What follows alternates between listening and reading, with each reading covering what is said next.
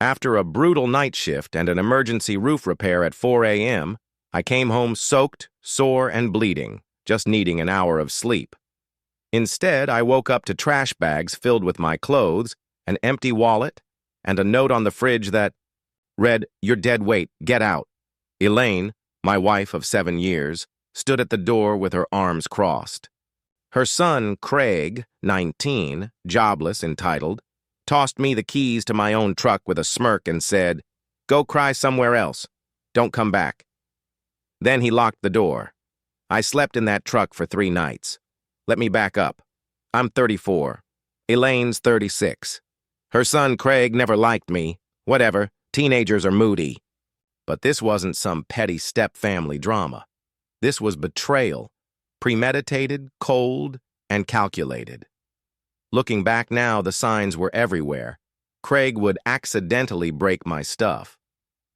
Elaine stopped listening when I talked about work. They constantly made passive digs about my income, and mystery shopping bags kept appearing, even though our credit cards were maxed out, again. But when you're in the middle of it, you make excuses. You remember the good times. You believe love means working through the hard stuff.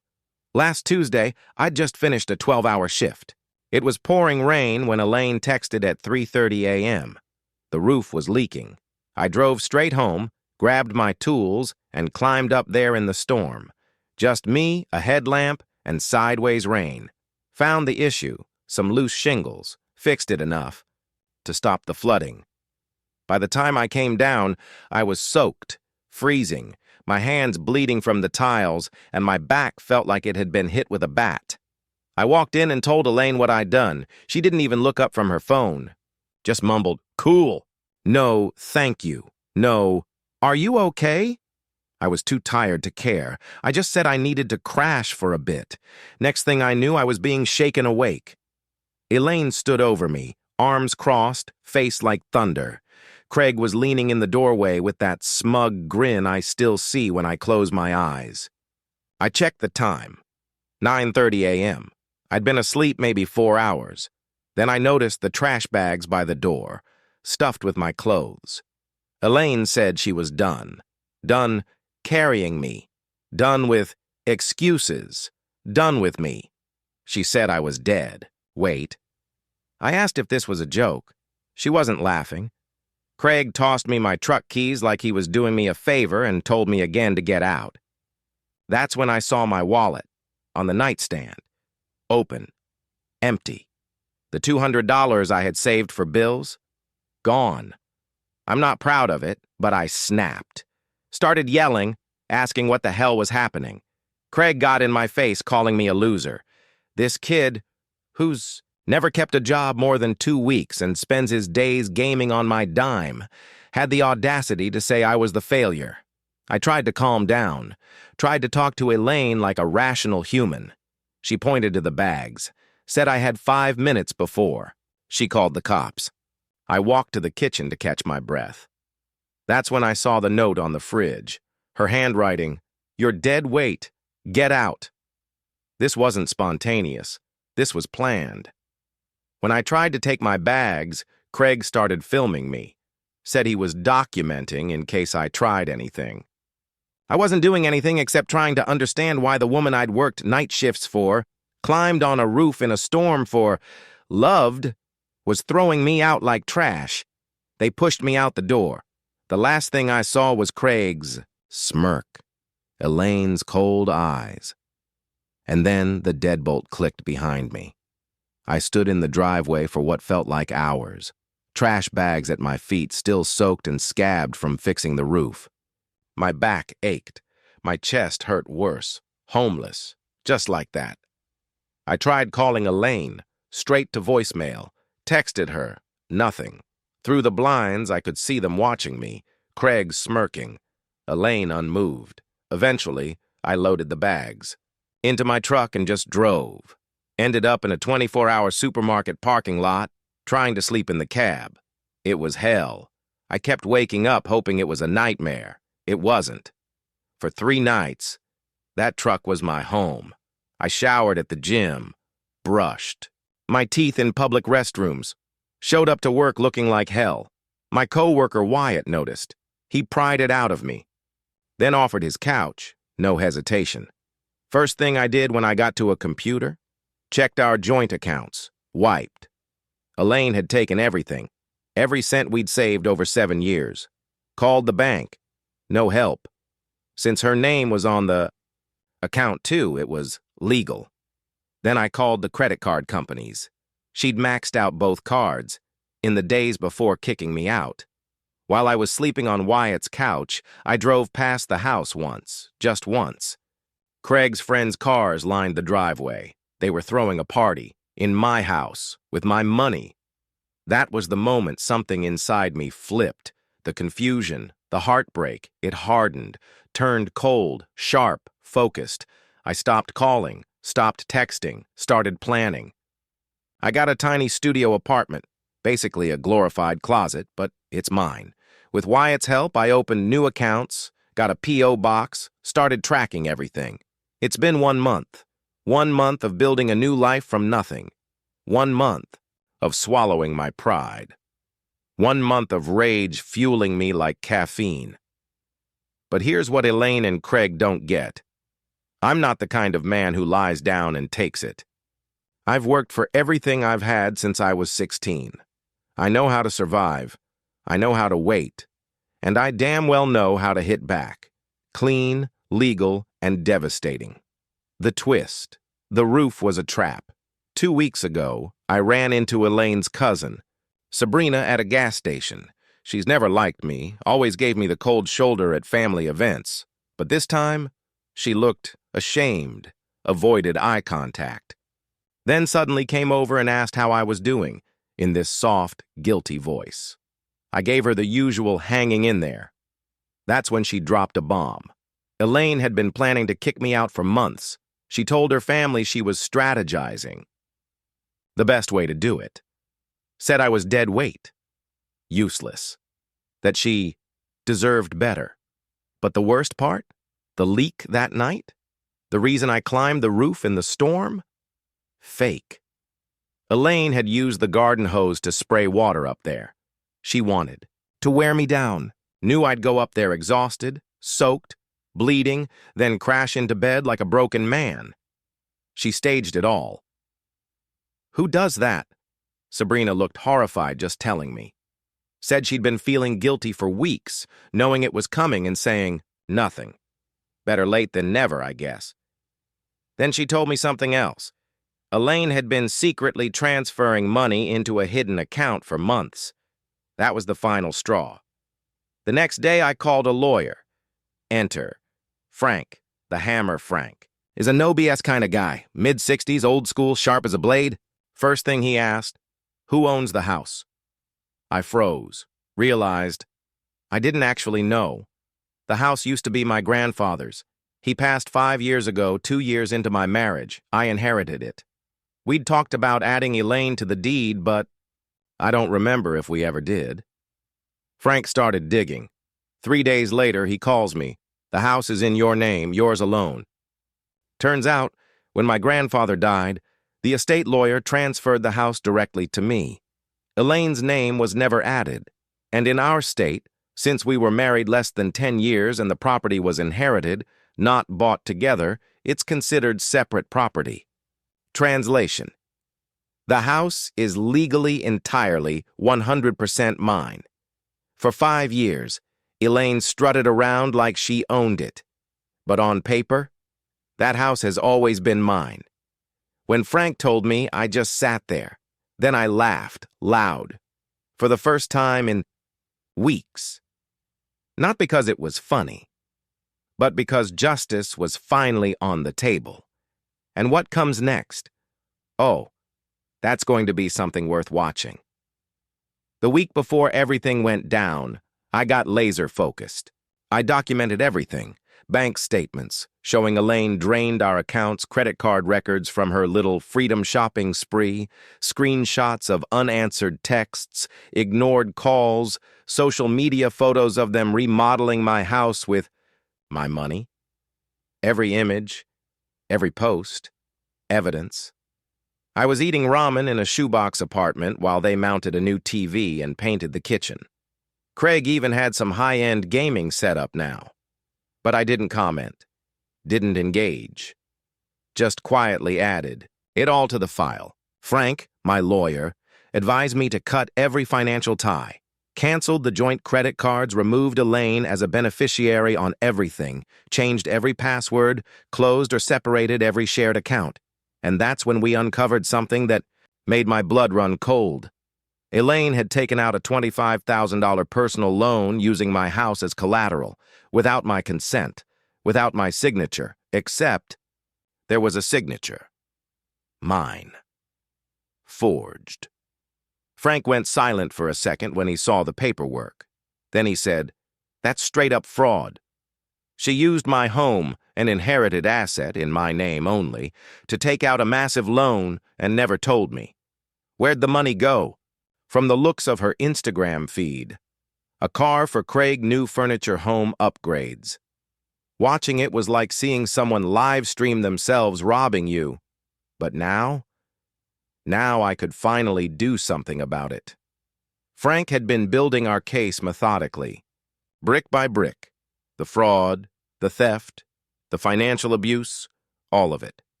We had a plan. The eviction paperwork was ready. The sheriff was scheduled. 3 days. That's all I had. To wait. Monday morning, 8:59 a.m. I was parked down the street from my house, with Frank beside me. My stomach was flipping.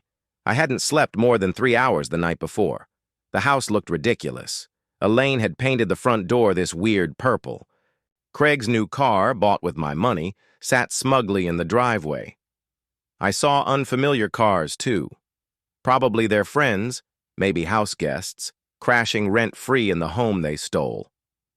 At exactly 8:59, the sheriff's cruiser pulled up. I gave him a minute to walk to the door, then Frank and I followed. My heart was pounding so loud I could feel it in my ears. Through the glass, I saw movement. Then the door opened. Craig stood there in basketball shorts, shirtless, looking like a confused frat boy who'd overslept for class. Then Elaine appeared behind him, tying a robe around herself. The sheriff said something I couldn't hear. But I saw the moment. Everything changed. Craig's face twisted from confused to shocked. Elaine grabbed the papers, scanning them like she was trying to read a language she didn't understand. Then she looked up and saw me standing behind the sheriff. That face. The exact moment she realized she wasn't in control anymore. That she'd played the wrong man. That look alone was worth every miserable night I spent in my truck. Every spoonful of ramen, every dollar I scraped together to start over. The sheriff explained the situation clearly. They had 48 hours to vacate the premises. Elaine exploded, started screaming it was her house, said I was harassing her, said she was calling the cops.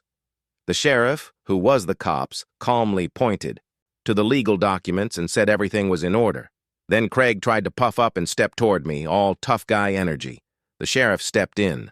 Hard. Game over. Frank didn't even flinch. Just laid out the facts. The house? Solely in my name. The loan? Fraudulent. The stolen funds? Documented. The forged signature? Evidence submitted. Elaine's rage switched to tears in record time, sobbing, begging, asking where they were supposed to go, how I could do this. After everything we'd been through.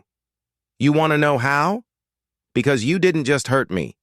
You stole from me, lied to me, tricked me into trusting you while you planned your exit like it was a hostile takeover. You used my name to commit crimes. You laughed and drank and redecorated while I ate dollar store noodles on a busted air mattress. I survived that. And now, I'm taking back everything. So here I am, sitting on my couch, in my house, drinking a beer, breathing freely for the first time in weeks. It's not over, by the way. Frank's pursuing criminal charges for the loan, fraud, civil action for the financial damages. Craig might get caught in the crossfire too, depending on how involved he was. But right now, I'm just enjoying the quiet, the justice, the peace. Because when you throw someone out, like they're trash, sometimes they come back as the storm. And I'm just getting started. I just stood there silent, letting Elaine's meltdown play out. Then Craig made the mistake of opening his mouth, called me a pathetic loser who'd probably crawl back after a week alone. Said his mom only stayed with me out of pity. Frank had warned me to stay calm no matter what, but something inside me snapped. I looked Craig dead in the eyes and told him, "You have exactly 48 hours to get your stuff out of my house. After that, everything you leave behind, including your precious gaming setup paid for with my money, gets hauled to the dump." The sheriff warned them not to damage anything or remove fixtures. All the renovations they bragged about online, legally mine now. The fancy TV mounted on the wall, mine. The new appliances, mine. We left them standing there, staring at the paperwork. Reality finally sinking in. I felt lighter than I had in months as I walked back to my car. But the real show was just beginning. About 3 hours later, my phone started blowing up. Elaine calling, texting, then calling again. I ignored it all. Frank had told me not to engage directly. Everything now had to go through him. By evening, I had 17 missed calls and 23 texts. Everything, from threats to tearful pleas to get back together. Screenshots of all of them went straight to Frank. The next morning, Tuesday, I nearly dropped my phone. 47 messages overnight. Voicemails, texts, DMs on every platform we'd ever shared, emails, even a letter slipped under my apartment door. How she found my address, I don't know. The messages started angry, then bargaining, then full-on panic as she realized I wasn't bluffing. The later ones were borderline incoherent, talking about how she'd change, how she'd made a terrible mistake, how Craig was sorry too. The last one, sent at 4:13 a.m., just said, "Please, Randy, we have nowhere to go. No money, nothing. Please talk to me." I sent one reply on Frank's advice. "All communication must go through my attorney. His contact information is in the documents you received." Then I blocked her on everything. Wednesday morning. The 48-hour deadline. Frank and I met the sheriff at the house again, sharp at 9 a.m. I half expected them to barricade themselves inside. But to my surprise, there was a small U-Haul in the driveway. Craig's car was gone. The other cars, too. Elaine stood on the porch, eyes red and puffy. Craig was nowhere to be seen. She tried to approach me as I got out of the car, but the sheriff stepped between us. I'll never forget what she said as I walked past. "You can't do this to me. You'll regret it. Craig was right about you all along." I just kept walking inside. The place was a disaster. They'd clearly left. In a hurry, took what they could carry and left the rest. The renovations they bragged about online? Half finished. Walls with holes punched in them. Partially painted kitchen cabinets. Removed, but not replaced. Out of spite, they damaged stuff. Scratches on the hardwood floors from dragging furniture. A cracked bathroom sink. But honestly, I didn't care. The house was mine again. Frank documented everything for potential further legal action, then shook my hand and said, "The worst is over. I'll handle the fraud case from here. The bank's already investigating the forged loan documents. Elaine's facing serious consequences." After they left, I just sat on the floor of my empty living room, alone in my house for the first time in 2 months. It didn't feel like victory exactly, more like exhaling after holding my breath too long. I called Wyatt. He showed up an hour later with beer and pizza. We sat on the floor eating and planning what to fix first. The roof, obviously, then the damage Elaine and Craig left behind. He offered to help on weekends, said some of the other guys would too. Real friends, not people who throw you away when you're inconvenient. That night I slept on a camping mattress in my bedroom, best sleep I've had in months. The next few days were a blur, cleaning, organizing, making lists of repairs. I was off work, using vacation days I'd saved up. Every hour I spent reclaiming, My space felt healing somehow. Then yesterday, something unexpected happened. Around 6 p.m., there was a knock at my door. I opened it to find Alexandra, Elaine's sister. She looked nervous as hell, twisting her wedding ring. I hadn't seen her since before Elaine kicked me out. She and her husband Stetson had always been at family gatherings, though Stetson was a piece of work, always talking over her, controlling everything. Alexandra asked if she could come in, said she needed to talk. Against my better judgment, I let her in. She broke down crying almost immediately. She said she was sorry about what Elaine did, said she tried to talk her out of it, then dropped the real bombshell. Elaine and Craig were staying with her and Stetson, sleeping in their basement. But Stetson was making life hell for all of them, taking what little money Elaine had left, controlling when she could leave, even what she could eat. The irony wasn't lost on me. Elaine had gone from treating me like garbage to being treated like garbage herself. Alexandra wasn't there to beg for Elaine, though. She was there for herself. She wanted out. Away from Stetson. She'd been planning it for months, but never had the courage. Seeing me stand up for myself gave her the push she needed. I sat with her for 3 hours, helping make a plan. Called a friend who works with a women's shelter, made some calls. By 10 p.m., she had a safe place to go and a plan to get her stuff out while Stetson was at work. This morning, I helped her move essentials to a storage unit.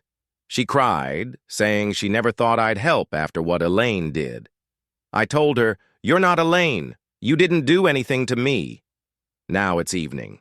I'm sitting on my back porch with a beer, watching the sunset. My house still needs a ton of work. My bank account is still recovering. The legal battle with Elaine isn't over yet, but I'm free. And I'm stronger than I was 2 months ago. Funny thing, Alexandra texted me an hour ago. Elaine and Craig just found out she left Stetson. Stetson blamed them for Alexandra leaving and kicked them out.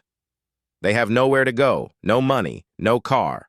Craig's got repossessed yesterday. No friends willing to take them in. Karma really is magnificent. So that's where things stand. I'm rebuilding. They're falling apart. And every day, I'm a little less angry and a little more at peace. Thanks for coming along on this journey with me, Reddit. Your support meant more than you know. Oh, and to that one commenter who asked if I'd take Elaine back if she apologized and changed. LMFAO. Not if she was the last woman on Earth. Some bridges don't just burn, they get nuked from orbit.